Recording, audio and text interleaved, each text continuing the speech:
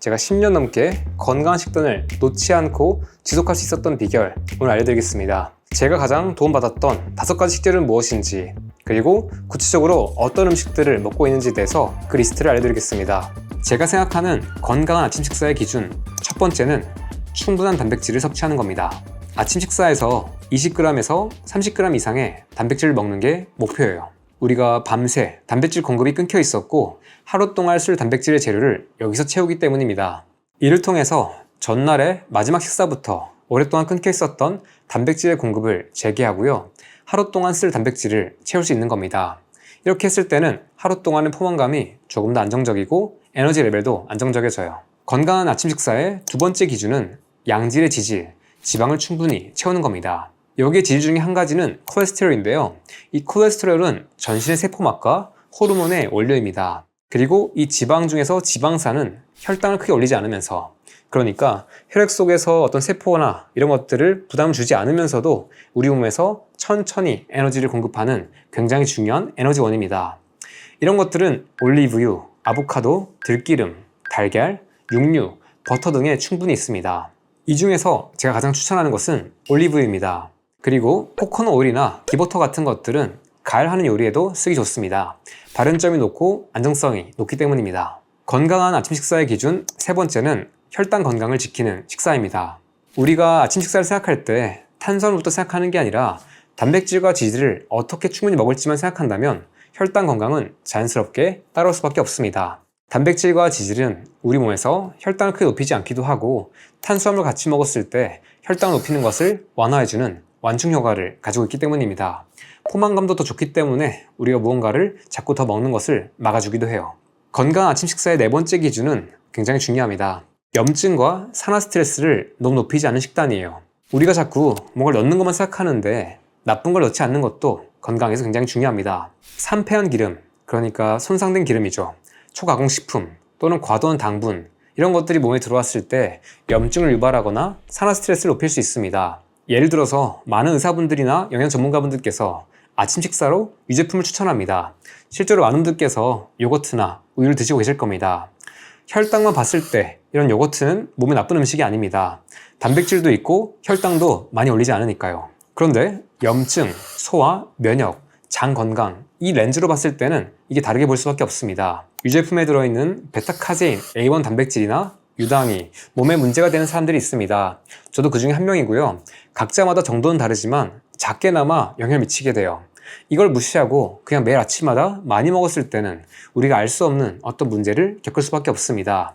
염증과 산화 스트레스, 알러지 반응 같은 것들을 같이 봐야 돼요. 지난 영상에서 제가 살펴봤던 많은 음식들을 봤을 때 단순히 탄수화물 함량 또는 당류 함량, 혈당만 봤을 때는 괜찮아 보이는 음식들이 많습니다. 하지만 설탕, 밀가루, 글루텐 또는 좋지 않은 기름, 대표적으로 대두유나 어떤 콩이나 씨앗에서 화학적 공정을 통해서 억지로 짜낸 기름들, 또는 가공된 어떤 경화유 같은 거, 마가린 같은 것들, 이런 것들이 꽤 많은 음식들에 들어있었습니다. 염증과 산화 스트레스까지 고려했을 때 이런 것들이 다르게 보이는 것이라는 것을 이해해야 됩니다. 다섯 번째는 내 몸의 느낌입니다.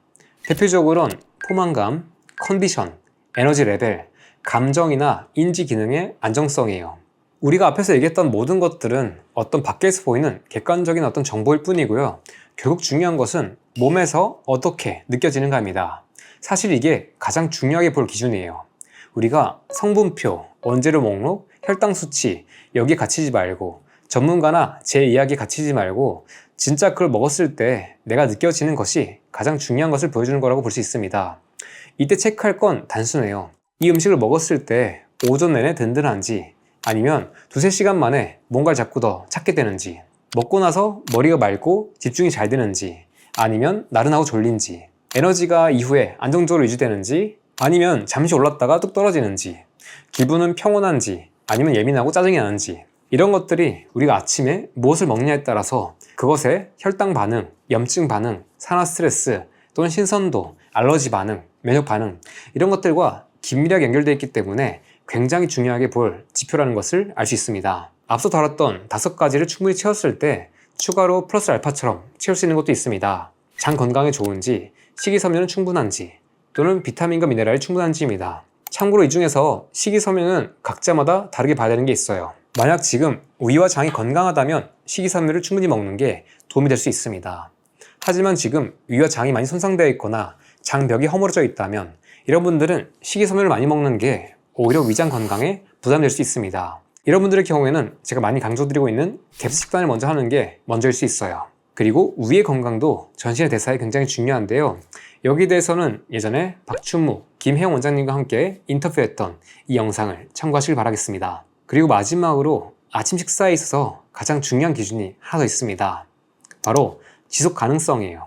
우리가 어떤 것을 완벽하게 얼마 하다가 잠깐 하고 지쳐서 그만두는 것, 또는 강박이 생겨서 못하는 것, 하다가 포기하는 것보다는 우리가 조금 완벽하지는 않아도 조금 아쉬운 게 있어도 꾸준하게 오랫동안 하는 게 더 낫습니다. 우리가 90점 또는 100점을 한 달 동안 하고 그만두는 것보다는 60점, 70점을 오랫동안 1년 이상 지속 가능하게 하는 게 더 건강한 거죠. 그렇기 때문에 어떤 소시지를 먹거나 만두를 먹거나 여기에 밀가루가 좀 있을 수도 있고 설탕이 있을 수도 있습니다. 어떤 첨가물이 있을 수도 있어요. 그런데 이걸 우리가 매일 많이 자주 먹는 게 아니라면 그러면 이런 것들을 가끔씩 먹는 것도 괜찮습니다. 계란도 좋은 계란이 있고 나쁜 계란이 있겠죠. 하지만 우리가 항상 좋은 계란만 먹을 수는 없어요. 어떨 때는 4번 계란을 먹으면서 사는 것도 우리의 삶입니다. 모든 것들을 완벽하게 하려고 할 수 없어요. 가끔씩은 빵도 맛있게 드시고요. 설탕이 들어간 잼도 먹을 수 있습니다. 햄버거, 샌드위치 먹을 수 있습니다. 다만 우리가 관리 가능할 때 내가 뭔가 할 수 있을 때는 최대한 내가 요리한 음식을 통해서 잘 채워주시고, 그게 어려울 때는 또는 상황상 우리가 다른 사람들과 같이 먹을 때 완벽한 걸 먹기 어려울 때는 그때는 이런 강박을 내려놓고 좀 편하게 먹는 것도 오히려 장기적으로는 정답이 될 수 있습니다. 그래야 우리가 이 식단이라는 게 어떤 숙제처럼 또는 불안한 무언가가 아니라 우리의 일상을 조금 더 윤택하게 하고 자유롭게 하고 편하게 하는 무언가가 될 수 있어요. 그래야 멈추지 않고 오래 할 수 있습니다. 이게 바로 제가 2016년부터 지금까지 이 식단을 멈추지 않고 하고 있는 비결이기도 하고요. 지금부터는 조금 더 실전적인 것들 이야기해 보겠습니다. 너무 복잡했다면 다 잊어버리시고요. 아침에 먹으면 좋은 음식 5가지만 알려드릴 테니까 이것들을 각자에게 맞는 상황에서 충분하게 넣는 것, 지금 먹던 음식 그대로 먹어도 괜찮으니까 거기에 이걸 충분히 넣는 것만 신경 써보세요. 첫 번째 음식은 달걀입니다. 여기 보시는 이 달걀은 제가 생각했을 때 현대인한테 가장 완벽에 가까운 단백질 공급원입니다. 여기에는 지방산도 있고요. 콜린, 셀레늄, 비타민 D가 풍부합니다. 무엇보다도 가성비가 좋아요. 이거 한 알에 싼 것은 200원대, 비싼 것은 1000원 정도 합니다. 이걸 우리가 2개 먹었을 때 몇백 원에서 몇천 원 정도 가지고 단백질을 10g 넘게 섭취할 수 있는 거예요. 두 번째는 올리브유입니다. 올리브유는 혈당을 올리지 않으면서도 몸에 충분한 에너지를 주는 굉장히 효율적이고 건강한 에너지 공급원이에요. 먹었을 때 포만감도 좋습니다. 우리가 아침에 먹을 수 있는 메뉴들에 넣었을 때 굉장히 잘 어울리는 감초 같은 역할을 하기도 해요. 어쩌면 제가 생각하기에는 아침 식사에서 가장 중요한 에너지 공급원 전략이 이 올리브유라고도 생각합니다. 사실 많은 분들께서 올리브유를 요즘에 관심 갖고 먹고 있을 텐데요. 어떤 올리브유가 좋은가에 대해서 많이 고민이 있을 겁니다. 제가 작년에 이 영상에서 자세히 다룬 바도 있죠. 우리가 매일 먹는 또는 아침에 되게 중요하게 먹는 신선한 음식이어야 되는데 이것이 진짜 좋은지에 대해서는 확신이 안 설 겁니다. 지금부터 홍보할 게 하나 있습니다. 광고 맞습니다. 여기 보이시는 이 올리브유, 알마라는 올리브유입니다. 스페인 올리브유인데요. 올해 한국국제올리브유 대회에서 이 제품이 단일 품종 부분에서 공동 1등을 했습니다. 이번에 1등 했던 제품은 알마의 코르니카 브라고요. 여기 보이시는 오히 블랑카 그리고 피쿠알, 이 2가지도 2등 골드를 받았습니다. 이 3가지가 같은 농장 제품인데 모두 이번에 1등, 2등 상을 받았어요. 제가 지난 6월에 한국국제올리브유 대회 심사 현장에 초청을 받아서 참관하러 갔습니다. 올리브유 테이스터 분들께서 어떻게 블라인드 테스트를 한지를 보고 있었는데요. 그날 심사위원장이었던 그리스인 할아버지가 이 올리브를 먹었을 때 이것이 완벽에 가깝다고 칭찬했습니다. 그런데 나중에 알고 보니까 그 올리브가 알마 올리브였어요. 이 올리브가 맛있었던 이유 중에 첫 번째는 신선도와 퀄리티 관리였습니다. 신기하게도 이 올리브 농장은 농장 안에 이걸 짜는 차기시설이 있습니다. 우리가 보통 할머님들께서 참깨 같은 것들을 방앗간에 가져가서 기름을 짜잖아요. 그런데 이걸 가져가는 데 있어서 또는 기다리는데 시간이 걸립니다. 그런데 올리브는 이걸 수확하고 나서 짜기까지 그 사이에 산패가 일어날 수 있습니다. 그 시간을 짧게 하는 게 중요한데 이 시설이 워낙 크다 보니까 보통은 외부에 있는 공장에서 이걸 짤 수밖에 없어요. 이걸 알고 있었던 이 농장의 다른 토마스 할아버지는 농장 안에다가 이걸 착유하는 시설을 지었습니다. 그래서 이 수확 계획을 미리 맞춰가지고 수확을 하고 나서 거의 10분 만에 그 짜는 시설로 옮겨가지고 1시간 안에 기름을 짠다고 해요. 여기에 더해서 엑스트라 버진 올리브의 냉압착 그 온도 기준이 28도 이하입니다. 그런데 여기서는 20도 이하에서 이 올리브를 짜네요. 스페인에서 한창 올리브를 짤 때 그때가 10월이긴 하지만 한낮의 온도가 40도까지 올라갑니다. 그래서 이 농장 안에는 얼음 창고가 따로 있습니다. 그리고 올리브 열매를 씻을 때 얼음물로 씻어요. 그리고 이것을 짜내는 기계도 냉각하는 기능이 있습니다. 그래서 차갑고 신선하게 짤 수도 있는 거예요. 그리고 이렇게 짜낸 올리브유를 마지막에는 고급 필터를 통해서 안에 있는 불순물까지 걸러냅니다. 그래서 이후에 보관되는 과정에서도 손상이 거의 일어나지 않는 거예요. 좋은 올리브유를 찾으셨던 분들은 경맥스 라이프샵에 가셔서 이 올리브유 중에서 각자 취향에 맞는 것 구매해 보시고요. 이것들은 아마 오래 짠 것들이 마지막으로 판매되고 나면 또 품절이 되고 다음 올리브를 짜고 나서 또 새롭게 재입고될 예정이니까요. 고민하시다가 놓치지 않도록 하시면 좋을 것 같습니다. 그리고 여기는 알키의 유기농. 이 제품은 작년에 1등한 제품입니다. 이것도 경맥스 라이프샵에서 구매 가능하니까 한번 보시고 각자 비교해 보시는 것도 재밌을 것 같습니다. 세 번째는 아보카도입니다. 아보카도에는 좋은 지방과 식이섬유가 풍부하고요. 그 외에도 칼륨, 엽산, 비타민 K와 E도 풍부합니다. 그리고 이건 무엇보다도 자르기만 하면 되고 다른 음식과 잘 어울려요. 먹고 나서 포만감도 되게 좋아요. 그래서 밥을 줄일 때 저는 아보카도를 대신해서 넣는 것을 추천하고요. 그래서 제가 예전에 밥하는 겸해서 추천했던 메뉴들을 보시면 아보카도가 굉장히 많이 등장하는 것을 볼 수 있을 겁니다. 이렇게 먹었을 때 든든하게 에너지 레벨이 지속되는 것을 느낄 수 있어요. 네 번째는 고기나 생선입니다. 저는 개인적으로 수육을 해먹거나 고기를 쪄먹습니다. 또는 여기 보이시는 연어나 고등어 같은 것들, 이것들을 굽거나 쪄서 먹기도 해요. 각자 자신의 취향이나 소화 상태 또는 몸 상태에 맞춰서 각자 맞는 것을 먹으시면 됩니다. 마지막 다섯 번째는 채소입니다. 각자 취향이나 상황에 맞게 이런 채소들을 충분히 넣어보세요. 혹시나 요리를 잘 못하시는 분들은 이렇게 양파, 대파 이 두 가지만 잘 써도 됩니다. 나아가서 양배추만 채 썰거나 그냥 각자 원하는 방식으로 대충 썰어가지고 볶아보세요. 여기에다가 각자 좋아하시는 고기나 버섯, 다른 단백질 재료 같은 것들을 넣어가지고 같이 볶아주고 여기다 향신료 같은 거 더 넣어주면 충분히 맛있습니다. 그리고 개인적으로는 여기서 나아가서 당근이나 이 양배추 같은 것들을 쪄서 먹는 것도 추천드려요. 제가 예전에 이 영상에서 양배추나 당근을 채 썰어가지고 쪄서 먹는 걸 추천드렸는데요. 여기에다가 들기름이나 또는 저기 보이시는 올리브 같은 것들을 충분히 먹는 이 레시피도 같이 여기다 공유드렸어요. 그리고 혹시나 탄수화물 먹는다면 개인적으로는 이 단호박을 쪄서 먹는 것을 가장 추천드립니다.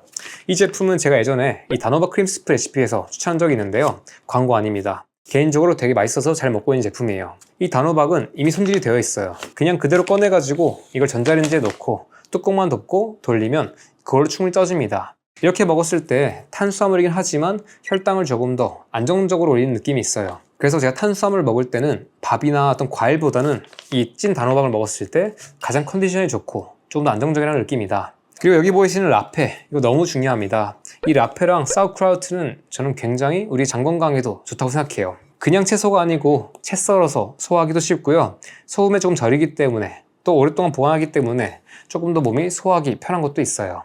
이것을 그대로 먹어도 괜찮고요. 여기다가 먹기 전에 올리브를 막 뿌려서 먹습니다. 이걸 보통 반찬으로 먹기도 좋고 샐러드에 추가해서 먹기도 좋고 어떤 고기가 있을 때 사이드로 먹기도 좋습니다. 한번 만들어 놓으면 일주일에서 10일까지도 먹을 수 있으니까요. 이거를 일주일에 한 번씩 만들어 놓고 올리브유랑 소금 뿌려서 맛있게 먹는 거 강력 추천드립니다. 여기서 소개해드린 5가지를 전부 한 번에 매일 먹으라는 것은 아니에요.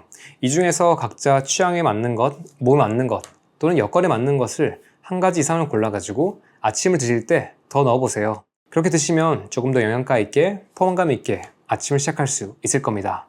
마지막으로 지금부터는 제가 실제로 많이 먹고 있는 추천드리는 메뉴들 한 번에 핵심적으로 요약해 보겠습니다. 첫 번째는 예전에 이 영상에서 소개했던 감동란입니다. 요즘엔 이렇게 이 감동란을 인터넷에서 팔기도 합니다. 귀찮으신 분들은 사서 먹고요. 조금 더 부진하신 분들은 이 영상 보시고 만들어 보세요. 이 감동란이 있으면 우리가 매일 아침마다 언제든지 뭔가 심심하거나 음식을 먹을 때 추가할 때 바로바로 넣을 수 있는 단백질, 지방 공급원이 준비되어 있는 겁니다. 다만 사람에 따라서는 계란 흰자에 대한 지연성 알러지가 있는 분들이 있기 때문에 그런 분들은 이 계란을 너무 많이 먹지 않도록 조심하는 것도 좋습니다. 저는 개인적으로 이 감동란을 하루에 2개에서 4개 먹는 걸 좋아해요. 이렇게 말만 하면 막연하니까 제가 한번 보여드릴게요. 자, 감동란이 냉장고에 있다고 쳐보겠습니다. 이게 지금 냉장고에 이미 까져 있는 거예요. 아침 식사 어렵지 않습니다. 제가 말씀드린 것들만 잘 넣으면 쉬워요. 그러니까 포기하지 마세요. 계란 2개 까고 절반으로 가릅니다. 자, 아보카도는 보통 반 개 먹거나 저같이 많이 먹는 사람들은 1개 먹는데 적게 드시는 분들은 반 개만 먹더라고요. 나머지 반 개는 레몬즙 뿌려가지고 랩 씌워서 따로 보관해 두시고요.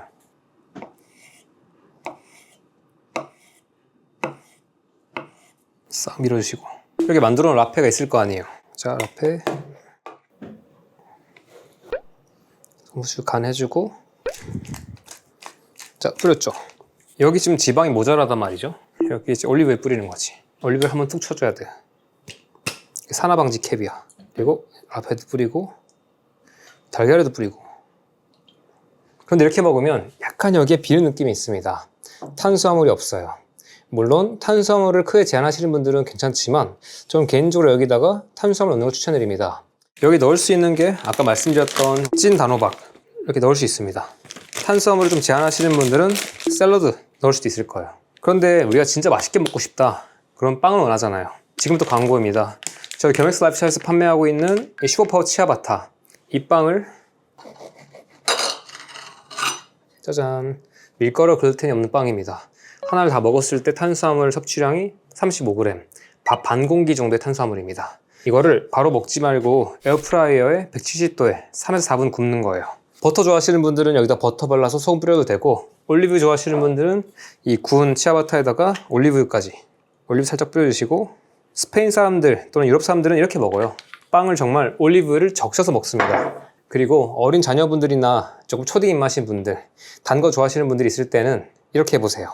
설탕이 들어가지 않은 그냥 순수한 발사믹 식초를 뿌리는 겁니다. 자, 또 여기서 더 든든하게 먹고 싶다? 여기다가 고기, 찐 고기 같은 거 추가해도 괜찮죠. 아침 이렇게 먹으면 됩니다. 그렇게 근사하게 막 먹으려 하지 마시고 그냥 있는 것들 하나씩 추가하시고, 여기다가 올리브유나 소금, 후추 충분히 넣어서 먹으면 충분히 포만감 좋고 든든하고 몸한테도 진짜 필요한 것들 다 넣을 수 있어요. 그리고 제가 진짜 오늘 꼭 강조하고 싶은 게 이 고기 육수입니다. 이 고기 육수는 이 영상에서 제가 알려드렸고 많은 분들께서 잘 드시고 계신 것 같아요. 이게 갭스 식단에서 굉장히 중요한 음식이기도 하고요. 여기 안에는 지방, 어떤 결합 조직들, 콜라겐 같은 것들이 많이 들어있어서 우리의 장을 회복하고 또는 포만감을 주고 우리의 재료를 공급할 때 필요한 것들이 다 있습니다. 고기를 오랫동안 끓이기 때문에 이것들은 소화 흡수하기도 좋아서 연세가 있거나 위장이 약하신 분들도 먹기에 좋아요. 다만 지금 위와 장이 많이 약하신 분들은 이것들을 처음부터 먹기에는 부담스러울 수도 있고요. 처음에는 여기에는 이 지방질과 결합 조직이 많이 있는 육수부터 먹는 겁니다. 갭스 책에서 자세하게 소개했으니까 꼭 참고하시고요. 개인적으로는 이 2가지 메뉴를 기본으로 가져가는 건 추천드립니다. 자주 먹는 레시피들은 아래 고정 댓글에 링크 남겨놓겠습니다. 그 링크 클릭하시면 여기에 제가 이 레시피를 정리한 거 볼 수 있을 테니까 한번 보시고 그중에 마음에 드시는 것들 하나씩 해보시면 됩니다. 일주일에 7일 중에서 딱 3일 정도만 이 중에서 하나씩 해보세요.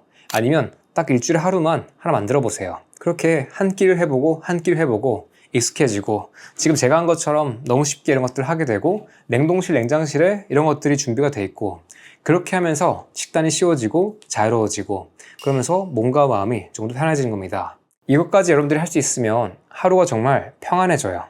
아침을 이렇게 잘 챙겨 먹었을 때 점심이나 저녁 좀 대충 먹어도 괜찮아요. 뒤에 엄청 허기지지 않고, 그리고 간식 같은 거, 나쁜 것들 잘 생각 안 납니다. 저녁을 일찍 먹는 것도 더 쉬워져요.